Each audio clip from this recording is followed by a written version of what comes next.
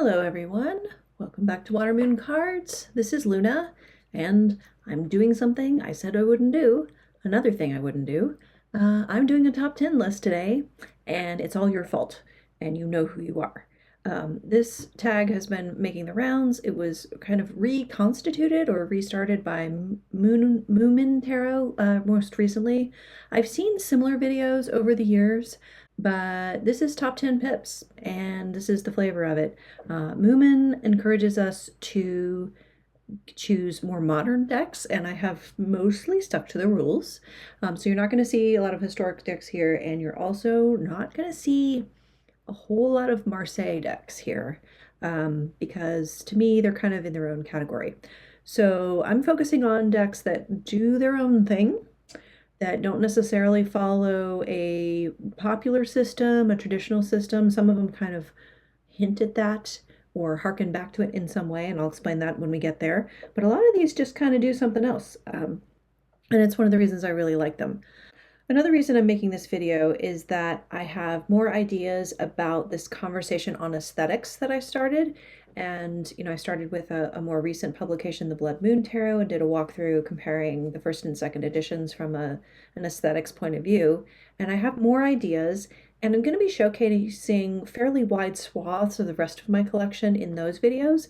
But then I realized there's all these guys, and they didn't really have a place in those other topics. And so this top 10 is an excuse to show you some of my favorites that don't really fit into kind of any other category. So that's why we're doing this. Call me a hypocrite, that is fine. I absolutely am, and I'm okay with that. So we'll dive in with our first pair. So my 9 and 10 are kind of a cheat because I couldn't really come up with 10 that didn't go into another category. And this is the Trionfa della Luna by Patrick Valenza. And it is an Italian-based deck. It shares some similarities with Marseille, but it's really from an Italian perspective where the Marseille pattern, I believe, originated. Here is the box for the original flavor. And then I also have this what he calls a paradoxical coloration, and have paradoxical blue. I don't have all of these lined up, but this first one you can see exactly the correlation and how he's done this inverse kind of colorway, inverse intended, and I really like what he's done with this. I like this deck as looking at someone who has studied tarot history and tarot styles a great deal, and then use those as an inspiration for his original creation. And Patrick's certainly done that very nicely here. And you can see there's all these little like creepy details spattered throughout. So here you have, eyes in with the cups. You have on a number of the wands, you have like little spiky things or little grabby, pinchy things. A lot of the swords have blood on them. You have some fairly not super friendly, kind of haunted, weird looking folks on the faces of the coins. So there's just these little touches that take this into a Patrick Valenza, creepy kind of space. And his artwork really reminds me a lot of the movie from the 80s, The Adventures of Baron von Munchausen. It's like kind of a melancholic fantasy adventure story. And to me, that's the vibe of all of his work, really. Also things like The Never-Ending Story, and even some of the, like The Dark Crystal, some of the Jim Henson movies from that time period that I grew up on, all have this kind of like, it's cute, it's creepy, it's a little sad and melancholic, it's dreamlike, it's a bit nightmarish, but it's also really funny.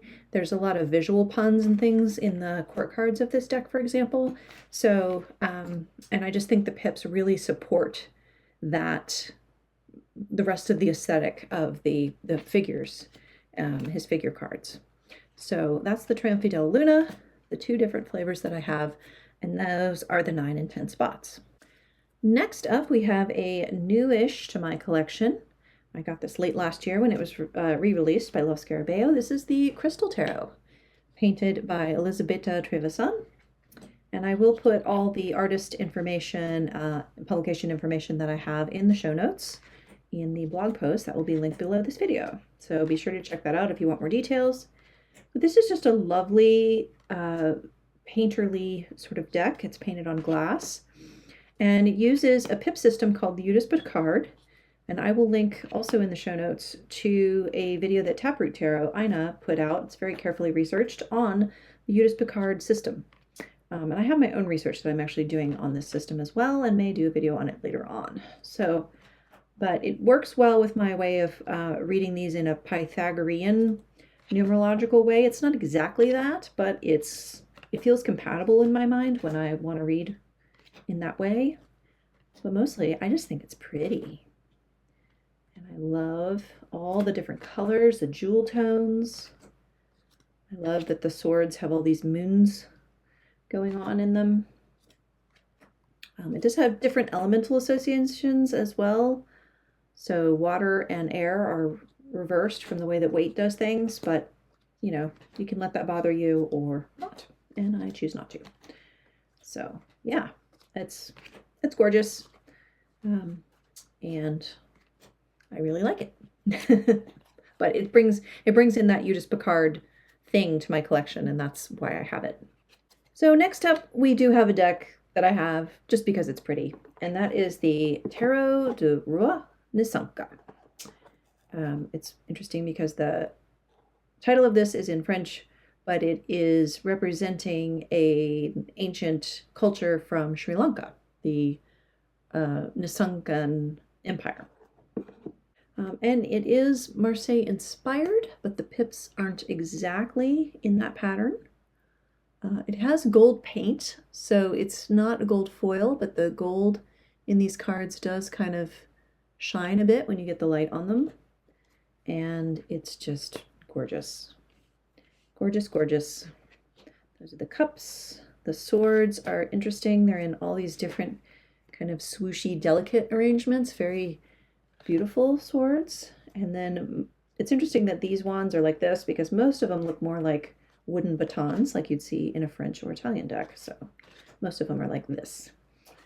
But yeah, you've got ferns, you've got all kinds of different leafy greens in here, different sorts of flowers than you would see normally. Love that purple in the Two of Coins, really pretty. All the aces are very elaborate. And yeah, it's a gorgeous deck. It is out of print, unfortunately. This was published by Remode in, I think it was 2011. Again, copyright, etc. will be in the show notes. But I love it. Look at that ace, so pretty. So, and I don't read with this deck, I think, enough. I'm trying to keep it nice because it was very difficult for me to find. I actually found a really good price on a used copy out of Japan when I was in my Japan auction days, but it doesn't come up that often, and when it does, it's usually pretty expensive. So I am trying to keep this one nice, but here's one representative example of what the people cards look like. So here's our Empress. Just gorgeous. The costumes, the textiles are so rich and lovely.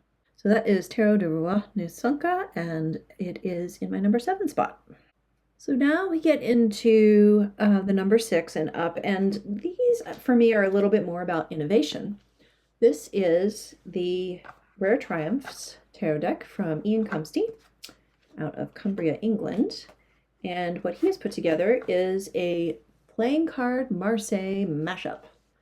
But he's changed the shapes of the suits so that they kind of work as Marseille cards. I don't know if that makes any sense, but like the hearts and especially the coins cards. So these are the coins, but they're also shaped like diamonds. So that's kind of cool. And then he's put in these Marseille touches, like on the 2 of spades, for example, the 2 of pikes. So I don't know. This is just a really cool deck. The majors in this are absolutely amazing. He's renamed a whole bunch of them. And, you know, they give me a lot of food for thought when I either want to study or just do some practice readings. This reads very clearly for me. It did take a little bit of adjustment to, you know, get my brain used to the new suit symbols and stuff. But basically you can read the pips like any other Marseille or Italian deck. And I just love what he's done with the florals on this and the different arrangements and using the French suits to kind of represent. So he has both on here, as you can see. He has his invented sort of version of the pips, and then he's got a more standard playing card pip on there as well for ease of not having to count things. So, and he does publish this also as just a playing card deck called the Pike and Clover, but I don't know, if you were interested in tarot, I don't know why you'd get both. You could get the Rare Triumphs, and then if you wanted a pack of playing cards, you just pull the playing cards out and use them that way. Here's his 2 of clubs. So yeah, I don't know. It's a cool deck. It's a cool concept, and I love what he's done with it. And I also really like this purple that he's included. So it's a nice color palette, nice on the eyes. So that's the Rare Triumphs by Ian Comsty. Next, we have a deck that really does just go its own way. This is the Polish Tarot by Alexandry Jasniak. I think I'm saying that right. And this came out a number of years ago. I don't remember when off the top of my head, but I'll try to find a date. And then there was like a couple runs of it, and it was then it was out of print. And just recently, it's been made available again on Etsy. And as far as I can tell, it's the original artist who's selling it on Etsy. So that's very cool. This deck is psychedelic. It does not use any traditional arrangements of the pips. If you know, a few of them might look Marseille-esque, like this 6 of Wands, but then if you look at the 5 of Wands, it's not like the Marseille 5 of Wands. So it does a blending of different things. The Swords card as well is not Marseille. And I just love it. I love all the wild colors. It's very 1980s to me in a good way. You'll see in the backgrounds, there's all kinds of things going on. There's geometric stuff going on. There's little symbols. Sometimes there's, you know, animals or different things. All of the coins have different symbols on them throughout the whole pack.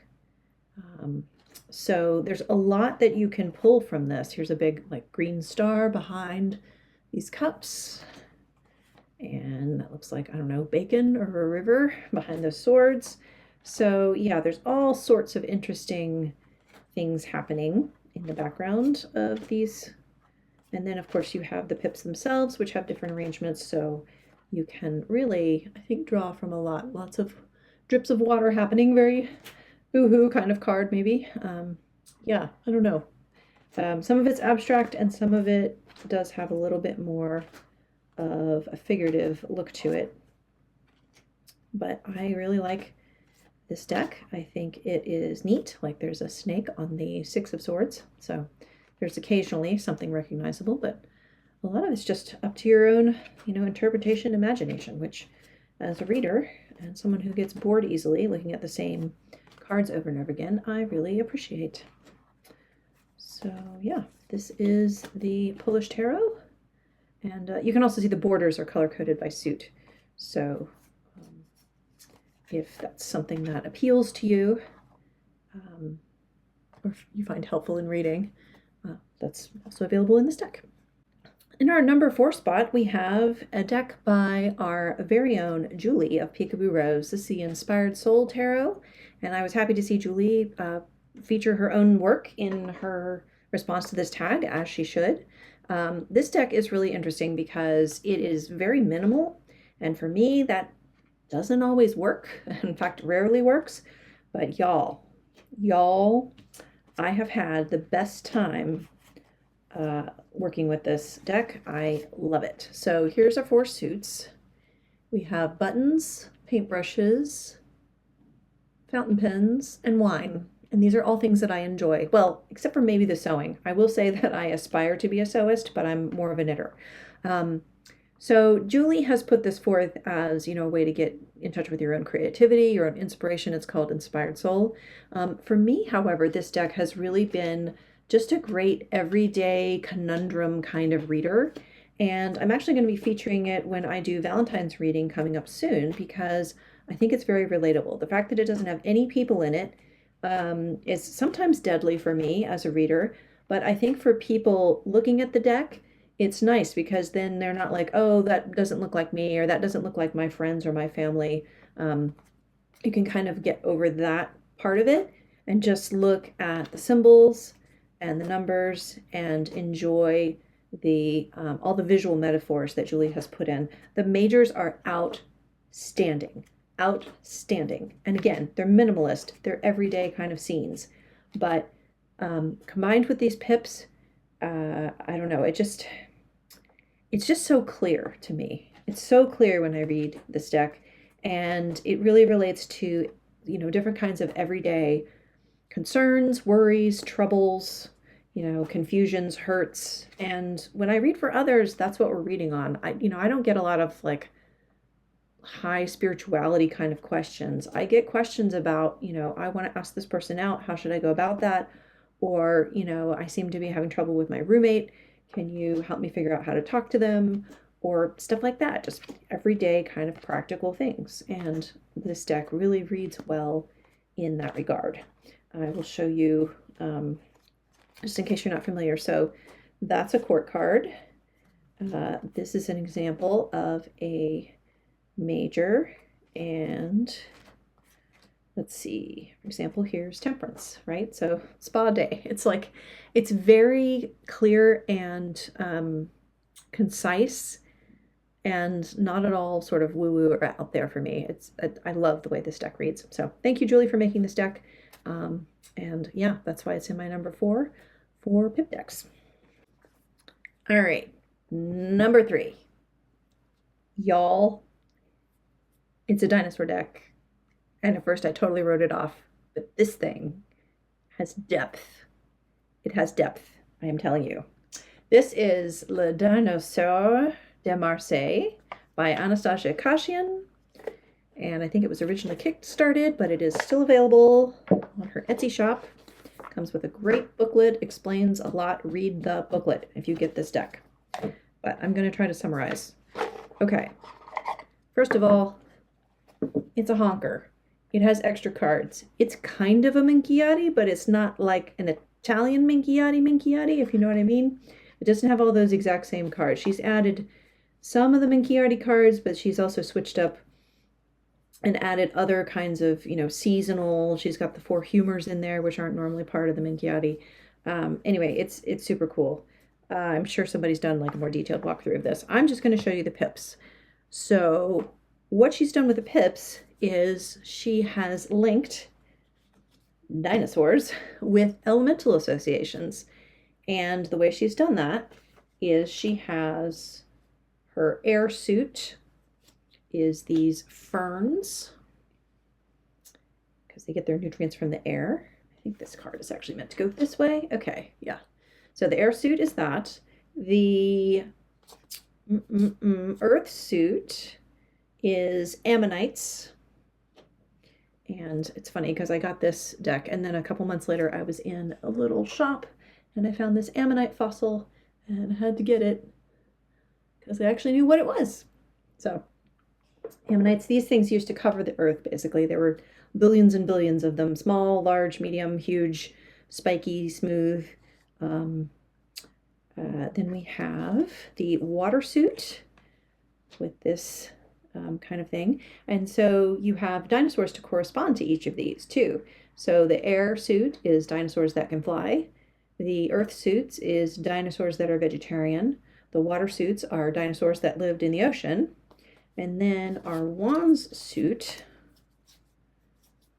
are carnivores. Fire suit. So yeah, just the amount of thought and time that she's put into this deck, even just in these minor suits, is really incredible. But she's also done an amazing job with the majors and all of her additions with the Minchiati. I love it for that reason. I don't love the cardstock because it is very stiff. And when you have this many cards, I think it's 92 or so cards, it's hard to shuffle the whole deck. So I often will pull out the extra Minchiati cards and just use it as a 78 card tarot. And then, after a lot of shuffling, I've been able to kind of break it in. And so in addition to the cool linking of the suits to their element and to their function as a type of dinosaur, she's also added in this historic thing with the pattern of the pips themselves, which you'll notice are not laid out in a traditional Marseille pattern if you're used to that. They're laid out in what I'm going to call the Lombardic Italian pattern. I don't know if this actually has a name. I'm just making that up.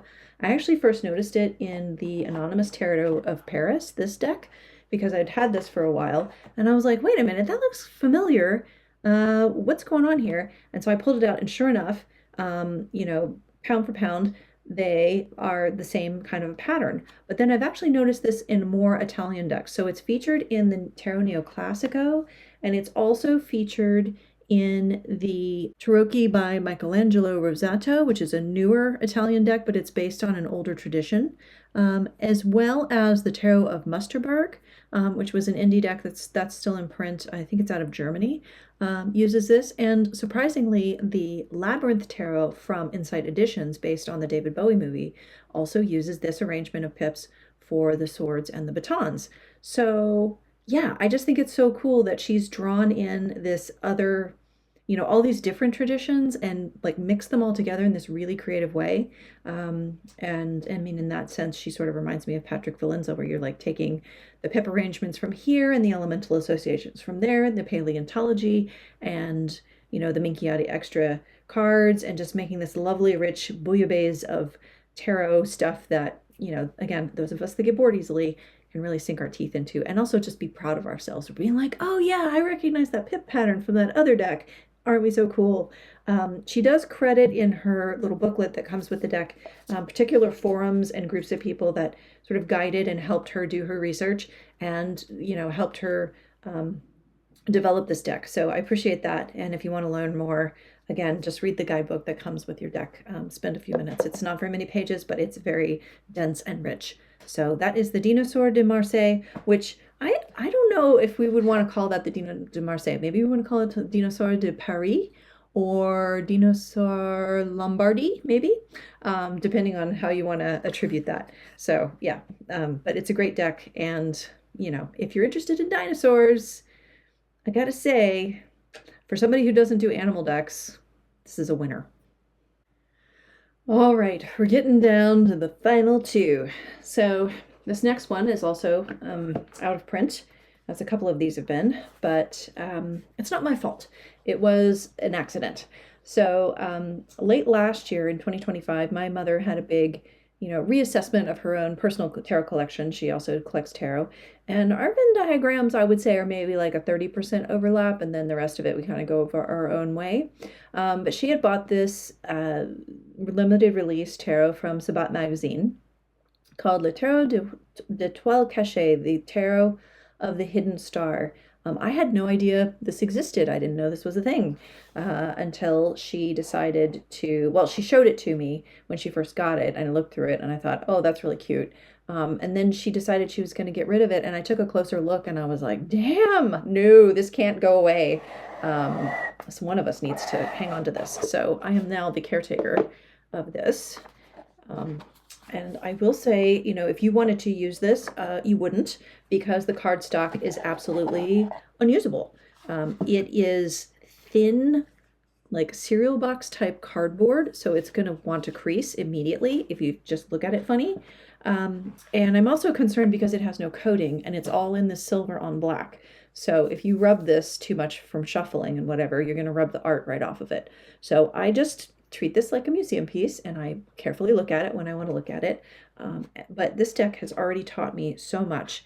It is a modern deck in a Marseille-esque style, and it is so fucking funny, you guys. Oh my God, it's hilarious. Okay, so here's the Ace of Coins. You've got a hand out, and up there at the top, you get a little credit card and some diamonds. So like all different representations of wealth and money. Some interesting like body parts and different weird things going on. I love this. Is like a send up of the Pamela Coleman Smith card that's sort of overplayed. It's also maybe an iPhone, with the button at the bottom. I don't know. There's just so many like visual puns and funny things here, and I love it. Here we have the Ace of Wands. It says stronger than you know on that little ribbon there. Let's see if we can get some other humdingers. Some are just very beautiful.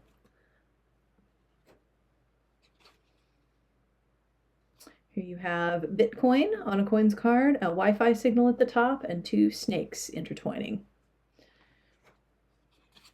I love our Three of Cups. even just trying to hold these cards and take them out one by one, they want to stick together. Because it's paper on paper, and paper likes to stick to itself. It's a little bit BDSM, I think, for the Ace of Swords.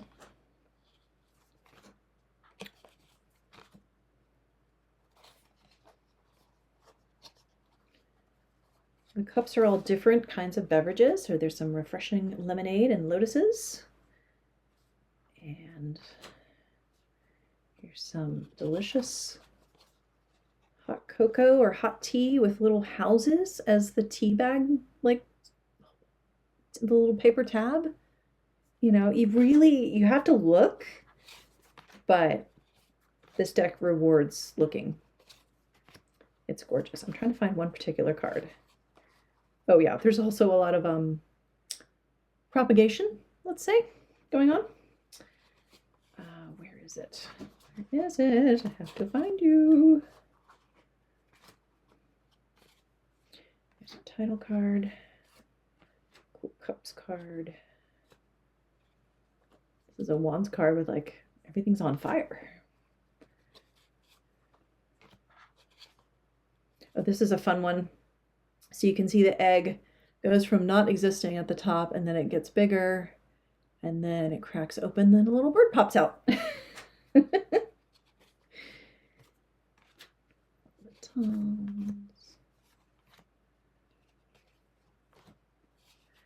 Cool watches. More coins. Here, all the characters are masked. I think this was put out in 2020 or 2021.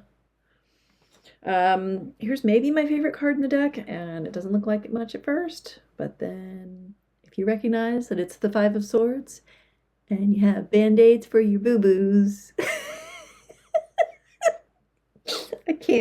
I can't even with this deck. It is so good, and I just wish that it was on like an actual usable playing card stock, that I wasn't terrified to crease or rub the art off, because I would love to read with this. I think it would be, you know, so much fun to do so. The triumphs and the court cards are also excellent. You know, all the people cards are very good. They're very funny looking. There are a lot of wangs, loose wangs in this deck, so if you're not into that, that's fine. I won't show any because maybe the internet will punish me for doing so, but these are some fun ones. So you got people with glasses, you know, they're like traditional costumes, but then there's also like funny stuff going on. Yeah, I really like this deck. Here's our Page of Cups, and instead of fish coming out of a teacup, they're on roller skates, and they have like an ice cream sundae. So yeah, great deck. Totally unusable, but I don't care. I'm keeping it. It's the Sabat Magazine's Le Tarot de Toile Cachée.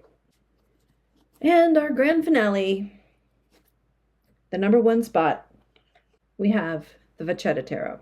And I know you're going to tell me it's not modern, but I would argue with you on that point, actually, because it's scenic in the pips. And it's just a few years before Pamela Coleman Smith did her thing. So I think if a deck from, you know, 1909 or whatever can be considered modern, I definitely think that a deck from 1893 can be close enough. I love this deck because it has a different arrangement of the pips again. All of the pips are different from each other, or, you know, and particularly the Wands cards show a function of what the pips are doing. So here we have like a harvest scene. We've got gardening tools. We've got a basket full of harvested vegetables and fruits. Here we have a fountain for the cups. You know, we have a way to entertain yourself with the wands. We have decorations and celebrations for the coins. And, you know, here's another coins card. We've got music, like representations of what money buys you, right? The swords cards are basically like a treasury of arms and armor. If you ever have been to a museum with a lot of armor, That's what it reminds me of. And then you get these absolutely killer visual metaphors like this nine Bastoni. So again, I think of nines generally numerically as being exhaustion. And, this is a fairly simple, like tabletop type organ. But if you've ever seen anyone play the pipe organ, you know how you have to use all four of your limbs, and it's exhausting to play, but it creates this amazing rich sound, and it's so expressive. And so to me, it's these visual metaphors like this that really set this deck apart and that make it special. It's not even so much the art style. I mean, I like the art style just fine, but it's really all, look at all the little snails and frogs and everything in there. It's that kind of stuff that really sets this apart for me. And again, especially in the ones, the three of Bastoni, we're used to looking at the guy looking out over the sea and his ship. Again, this is before Pamela Coleman Smith, and we've got three, two oars and a trident, and this like huge sea monster and caught, crabs and fish and things. So it's like, yeah, you're setting out on your adventure, right? I love it. These are like mason working tools. Editing Luna here, and I wanted to point out that this card also has tarot cards on the bottom underneath the mason tools. A very cool touch. Sometimes you do get figures, and otherwise it's just really cool. It's like, what are all the things you could use a stick for, right? I do like to read functionally for the pip cards, and this gives you all those ideas. Well, it's a walking stick, or it's one of those little things like the Pope or kings use to wave. It's a mace, it's a shepherd's crook, it's something you would throw to the dog, that kind of thing. So that's why I love this deck. That's why it's my favorite pip deck. And also it has really amazing court cards that just make it as a deck as a whole wonderful to work with, because the court cards again are very functional. It's people doing things. Here's another wands card, and we have candles. So that's why I love this deck, and that's why it's my number one.